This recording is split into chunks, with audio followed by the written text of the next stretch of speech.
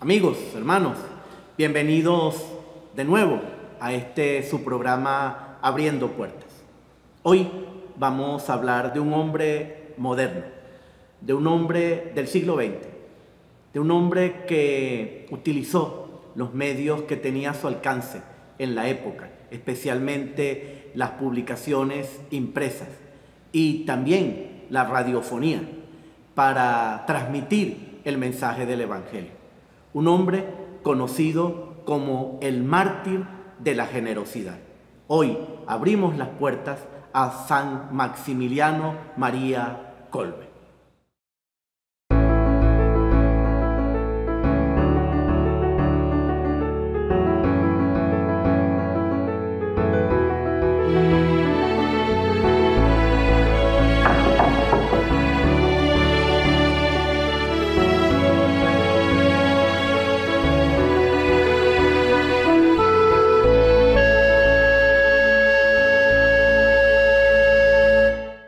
Celebrar a San Maximiliano María Kolbe, asomarnos a su vida, a su entrega, a su generosidad, significa aproximarnos a un hombre cuyo ejemplo de fe, cuyo ejemplo de entrega a los demás por amor a Cristo, pues continúa dando frutos hoy en todo el mundo.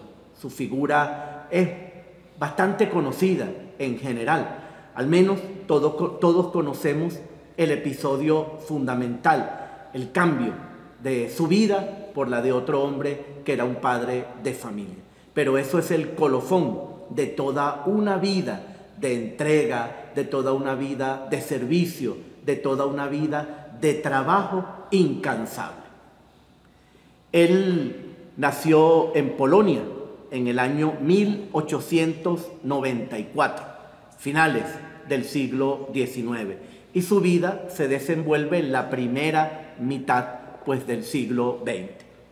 Era de una familia normal, de una familia sencilla, un papá y una mamá católicos, de gran fe, que quieren educar a sus hijos en esa fe.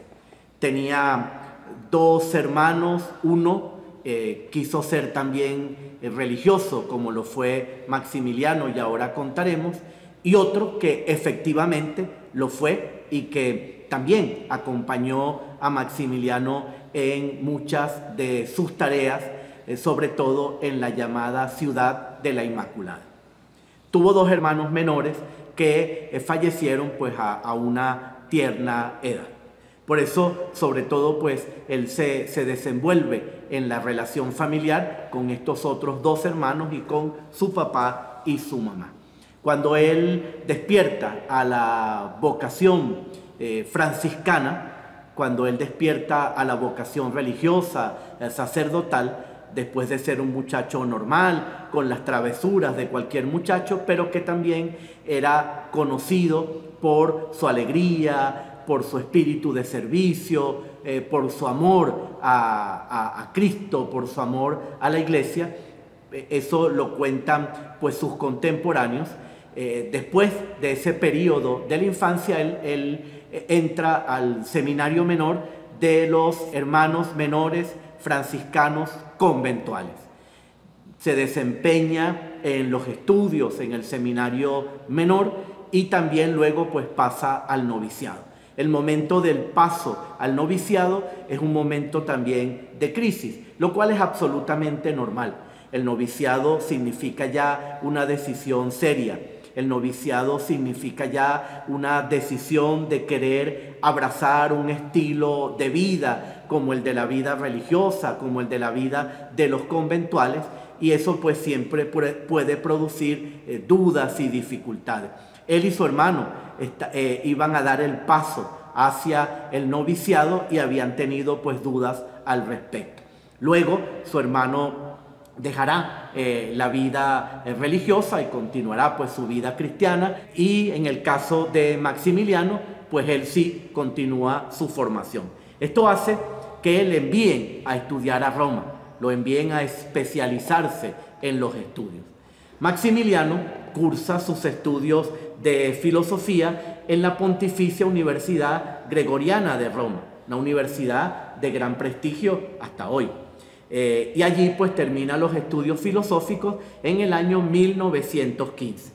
Luego, en Roma todavía, él va a continuar los estudios, esta vez de teología, y lo hará en la Facultad de Teología San Buenaventura.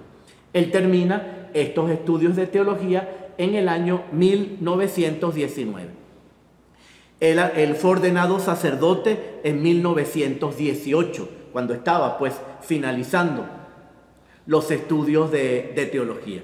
Pero durante esta etapa de su formación en la ciudad eterna, pues durante esta etapa de su formación en Roma, por sugerencia del que era su rector, Esteban Igundi, él va a fundar junto con otros la Milicia de la Inmaculada.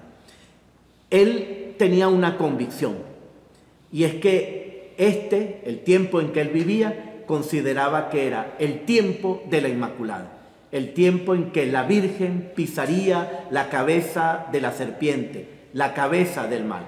Y por eso, pues él movido por ese gran amor a la Virgen, por ese gran amor a la Inmaculada, y pues con estos apoyos va a fundar esta milicia. Él le había dicho a sus superiores que los franciscanos siempre habían venerado a la Virgen de manera especial en su Inmaculada Concepción, que habían vivido esta doctrina de fe en el corazón de la espiritualidad franciscana, pero que ahora llegaba el momento de dar un paso más. Y por eso les dice a sus superiores que ahora hay que dar un impulso misionero con el amor de la Virgen. Ahora hay que proclamar y promover esta devoción. Es importante tener presente que el dogma de la Inmaculada Concepción, es decir, que la Santísima Virgen María fue concebida sin pecado original, la Iglesia la había vivido durante siglos, y en el corazón de los creyentes y en el corazón de la Iglesia estaba este sentido de fe. Pero el dogma fue proclamado apenas en el año 1854. Es decir, que en el tiempo en que vive San Maximiliano Kolbe era un tiempo muy cercano a la proclamación del dogma de la Inmaculada. De ahí pues esa fuerza que para él tiene, y de ahí pues el que él en adelante se lance a llevar todas las obras que va realizando con este sentido de amor a la Virgen, y además pues con este sentido de promover la pureza de vida y la santidad de vida que brota del corazón inmaculado de la Santísima Virgen María. De tal manera pues que culminados los estudios con esta primera fundación de la milicia de la Inmaculada, él regresa a Polonia. Y así, durante un tiempo, él se va a desempeñar como docente. Él va a dar clases de teología en sus propias comunidades, va a dar clases de teología y de formación en su propio contexto polaco, hasta que en el año 1922 él va a iniciar su apostolado propiamente mariano. Eso que había comenzado con la milicia de la Inmaculada, eso que él llevaba en su corazón y que le había dicho a sus superiores, pues ahora lo concreta. Y él es consciente de que hay que usar los medios que se tienen en el momento, los medios que se tienen a la mano. Y era un momento importante para la prensa escrita. Nosotros hoy tenemos diversos medios y redes, etcétera, pero en aquel momento la prensa escrita era muy importante. Y es por eso que se lanza con una revista, la revista Caballero de la Inmaculada.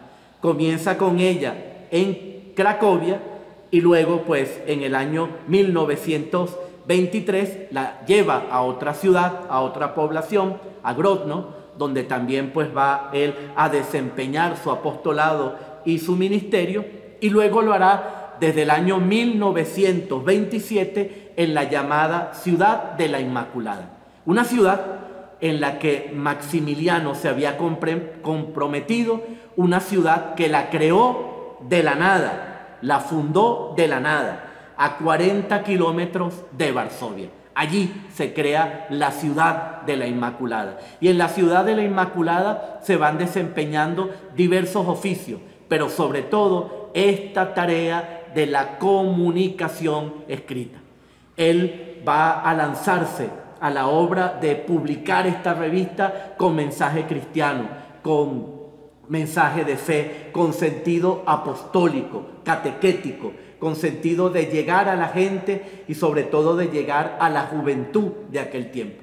La revista pronto va creciendo en el número de volúmenes que se van publicando y en las ediciones que se van realizando, y va teniendo éxito pastoral, movido siempre por el amor de Dios y por el amor a la Santísima Virgen María. También va a publicar un diario con este mismo sentido de apostolado, ¿no?, comprometido con un apostolado, y este diario también va a ir teniendo pues éxito y diversos números que van creciendo. Luego, en el año 1930, pues todo este afán de trabajo, todo este afán de promover la fe y presentar la fe como un apostolado, desde el amor a la Virgen, desde el querer conducir siempre a la santidad, le impulsan a viajar a Japón.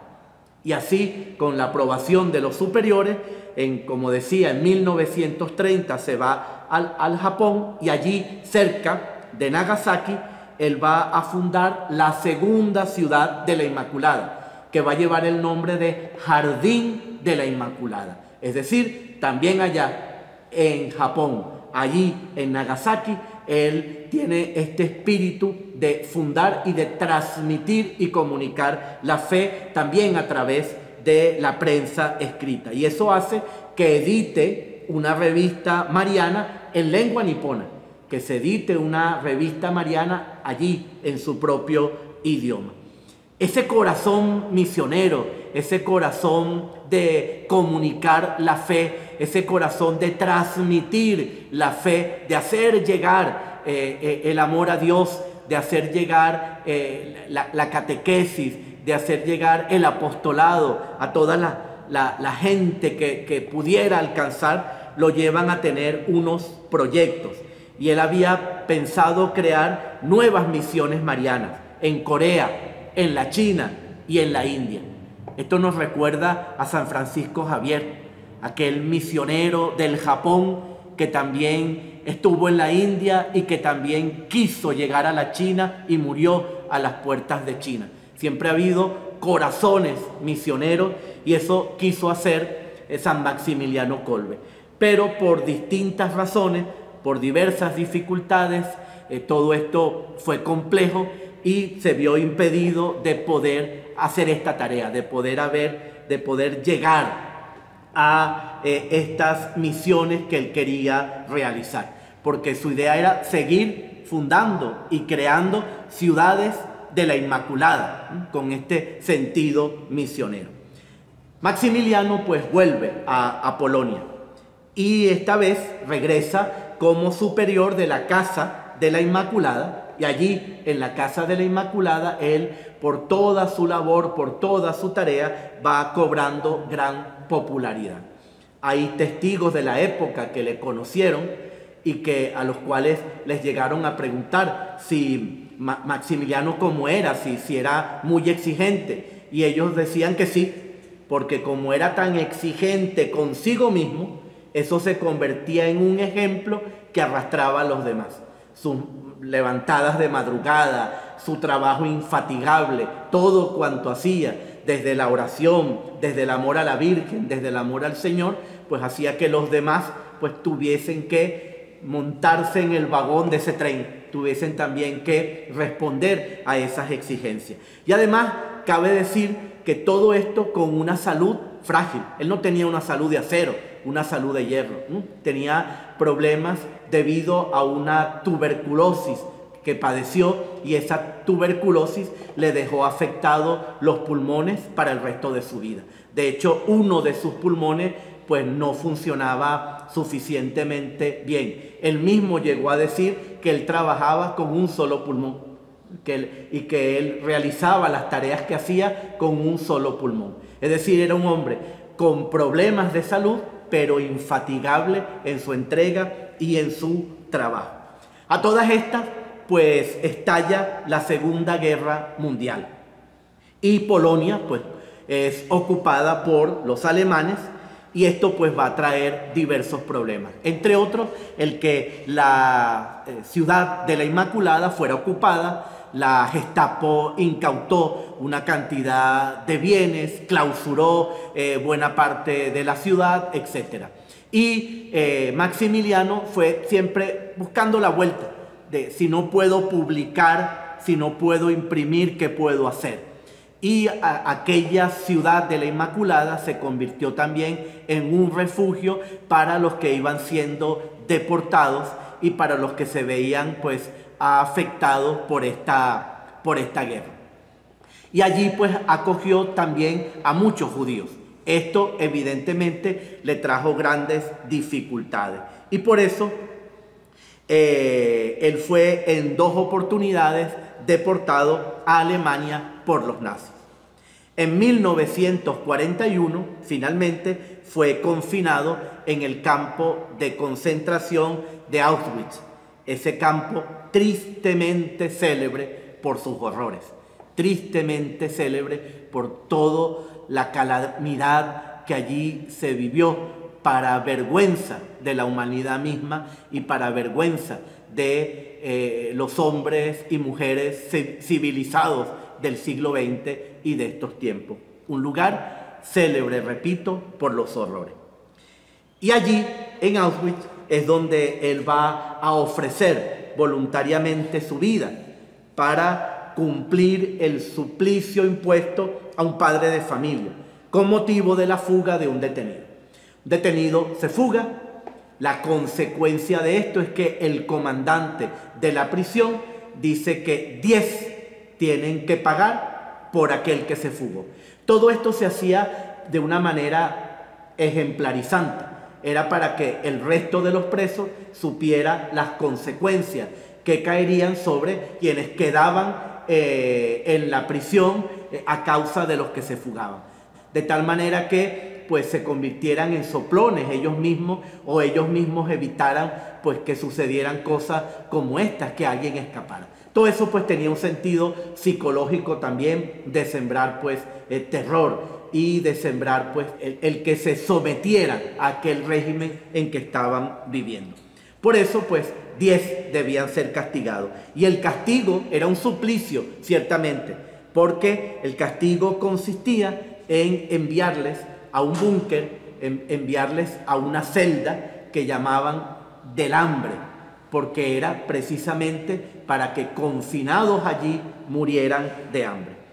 Cuando él decide ofrecerse por un sargento polaco que había participado en la resistencia a los alemanes cuando invadieron Polonia y había pasado por distintas prisiones y estaba allí en ese momento, cuando este hombre es seleccionado, es un padre de familia, esposo, y él pues se lamenta por los suyos y pues por este horror por el que va a pasar, y Maximiliano se ofrece. El comandante le pregunta que por qué lo hace, y Kolbe le contesta: porque soy un sacerdote católico. Todos los presos eran un número y Maximiliano Kolbe era un número, pero cuando decide dar este paso convencido de abnegación y de generosidad, no es un número, es un sacerdote católico que entrega su vida, que da su vida. De una forma inexplicable, porque los caminos de Dios son así, la guardia nazi y este comandante nazi aceptó. Digo inexplicable porque lo normal hubiese sido que hubieran agarrado a Maximiliano y hubiese sido no el número 10, sino el número 11. Es decir, por el hecho de ponerse frente al comandante a decirle que se cambiaba por el otro, lo normal era que el otro también fuera al búnker del hambre y que el propio Kolbe hubiera ido también al búnker del hambre. Pero sin embargo aceptan, mandan a borrar el nombre de este sargento polaco e inscriben el nombre de Maximiliano Kolbe en la lista de los destinados a morir de hambre en una celda, lo cual además era un experimento de los nazis. Aquella celda era para comprobar cuánto tiempo duraba una persona sin comer, cuánto tiempo duraba una persona y qué le sucedía y qué padecía para morir de hambre. Mayor horror no sé si lo hay. Sin embargo, 2 semanas más tarde, todos estaban muertos y solo estaba vivo el santo. Solo estaba vivo Maximiliano Kolbe. Por lo que finalmente los nazis pues acabaron con su vida por medio de una inyección de ácido fénico en el brazo izquierdo. Y así pues terminan dándole muerte a Maximiliano Kolbe. Kolbe murió el 14 de agosto de 1941, a los 47 años. Todo lo que hizo, todo lo que trabajó, hasta dar su vida, hasta entregar su vida, 47 años. Lo encontraron muerto todavía apoyado en la pared, dice que con los ojos abiertos y fijos en un punto. Toda su figura estaba como en éxtasis, como el hombre de Dios que era. Su cuerpo fue incinerado, como era la práctica común, con los de los otros detenidos que también pues murieron. Pero su celda se convirtió hasta hoy en lugar de peregrinación. Allí estuvo el Papa Francisco con motivo de un encuentro con la juventud en Polonia. Y fue su ejemplar sacrificio, se divulgó por todo el mundo. Maximiliano fue beatificado por el Papa Pablo VI en 1971 y canonizado por el Papa Juan Pablo II en 1982, sin haberse demostrado ningún milagro bajo su intercesión. En este caso se trataba del martirio, y el martirio es la máxima expresión de unir la propia sangre, la propia vida a la sangre y a la muerte redentoras de Cristo. De él, en ese momento de la beatificación, dijo Juan Pablo II, Maximiliano Kolbe hizo como Jesús, no sufrió la muerte, sino que donó la vida. De tal manera que un lugar construido para el horror, un lugar construido para la negación de la fe en Dios y de la fe en el hombre, Maximiliano con su entrega lo convirtió en un calvario, es decir, en un lugar de redención y en un lugar de entrega por amor. Hay que recordar en este sentido que esto es coherente con lo que siempre fue su vida. Cuando él era niño, su mamá lo había regañado un día por una travesura que había hecho y le dijo, ¿qué va a hacer de ti? En tono de reclamo. Eso a él lo hizo pensar mucho y de hecho su mamá notó que había habido un cambio en él. Estaba más serio, más reflexivo, tenía un altarcito donde siempre oraba a escondidas, donde tenía a la Santísima Virgen María. Y un día la mamá, notando todo eso, le preguntó, ¿qué te pasa? Y él le contestó que cuando ella le dijo que qué iba a hacer de su vida, él estuvo reflexionando mucho. Y le preguntó a la Virgen y le pidió a la Virgen que le dijera, que le revelara qué iba a hacer de su vida. Y él entonces le relata a su mamá que la Virgen se le presenta y que la Virgen tenía en sus manos 2 coronas, una blanca y otra roja. Kolbe le explicaría a su mamá que la corona blanca significaba la que perseveraría en la pureza, que él viviría en la pureza, esa misma pureza de la Virgen en la que él creía y expandía. Pero la roja, que sería mártir. Y ante las 2 coronas, él le dijo a su mamá que su respuesta a la Virgen era que aceptaba ambas coronas, la de la pureza y la del martirio. Nunca contó esto, nunca contaba esto, solamente a muy poquitas personas les reveló este momento, este hecho que conocemos como las 2 coronas. En el año 2018 precisamente se estrenó una película con ese nombre, Dos Coronas, y allí se tratan distintos aspectos, tal vez menos conocidos, de la vida de Kolbe. Su juventud, el postulantado en su país natal, su etapa como misionero en Japón, su estancia en Italia y la fundación de la Milicia de la Inmaculada. El 19 de julio del año 2016, como les dije antes, el Papa Francisco visitó la celda del hambre, donde fue encerrado Maximiliano Kolbe hasta el día de su muerte. Esto lo hizo durante una visita a este campo de concentración de Auschwitz y lo hizo en el tercer día de su viaje apostólico a Polonia para la Jornada Mundial de la Juventud. Y así también tuvo el Papa ante esa celda un momento de oración profunda, encontrándose pues con el amor de Dios manifestado en el amor de Maximiliano Kolbe. Y ahora, amigos, hermanos, pues 3 curiosidades acerca de la vida de San Maximiliano Kolbe. La primera es que él es el patrón de los radioaficionados, así como suena, patrón de los radioaficionados, porque él destacó desde muy joven por ese interés por la radio. Su distintivo como radioaficionado era SP3RN. SP3RN, y en su memoria este número, este distintivo, no se le ha adjudicado a nadie más. Tanto fue su interés por este medio que incluso él llegó a instalar una emisora clandestina, porque no le habían dado la licencia, y esto lo hizo pues en relación con la Milicia de la Inmaculada, y así con un equipo prestado por la Armada polaca estuvo de hecho transmitiendo hasta que Polonia fue invadido pues en 1939 por las tropas nazis. La segunda curiosidad es que la vida de Maximiliano Kolbe influyó en la vocación sacerdotal de Karol Wojtyła, es decir, de San Juan Pablo II. San Juan Pablo II, en su libro Don y Misterio, un libro hermosísimo sobre su vocación, sobre su vida pues como sacerdote, sobre el don del ministerio sacerdotal, en esta obra Don y Misterio, él señala, el Papa Juan Pablo II, una singular e importante dimensión de su vocación.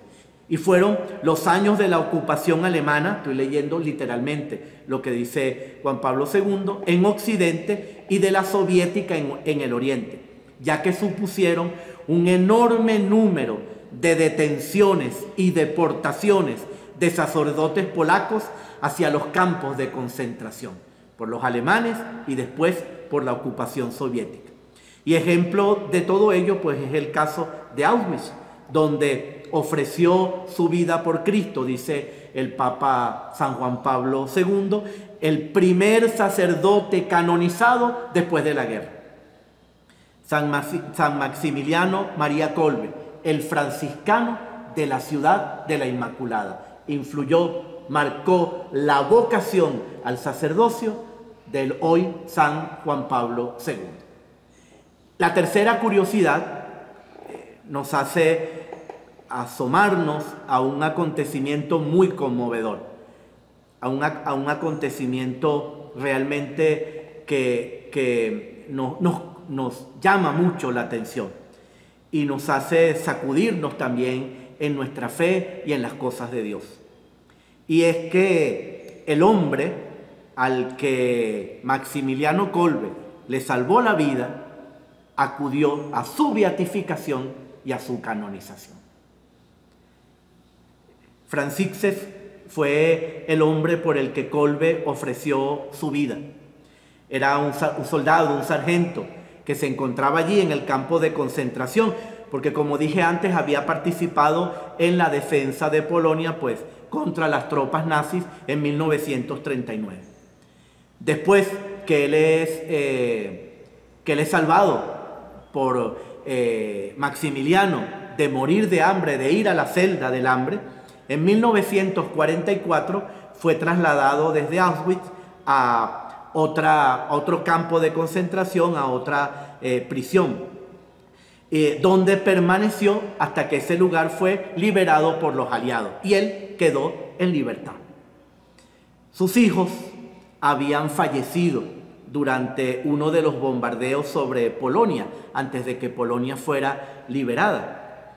Pero él pudo reunirse con su esposa, pudo reunirse con su mujer, y desde entonces él se dedicó a dar a conocer la figura de Maximiliano Kolbe. Por ese motivo, pues participó de la beatificación, como también de la canonización de San Maximiliano Kolbe.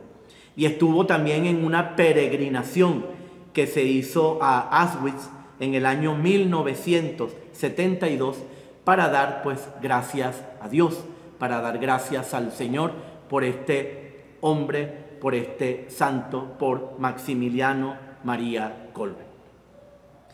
Por eso pues la Iglesia celebra su memoria litúrgica. La Iglesia ve en San Maximiliano un ejemplo de fe y de entrega por amor a Cristo. Y ese amor a Cristo continúa dando frutos en todo el mundo, traducido en muchas de sus frases célebres que hasta hoy resuenan con una fuerza especial. Y termino con una de esas frases que nos sirva para el hoy, que nos sirva para nuestro momento. Se vive una sola vez. Es necesario ser santos. Hermanos, amigos, no se olviden de darle al pulgar para decir que este programa les ha gustado. No se olviden de suscribirse y de darle a la campanita para que sigan recibiendo los avisos de los próximos programas. San Maximiliano Kolbe ruega por nosotros. Los bendiga Dios en el nombre del Padre, del Hijo y del Espíritu Santo. Amén.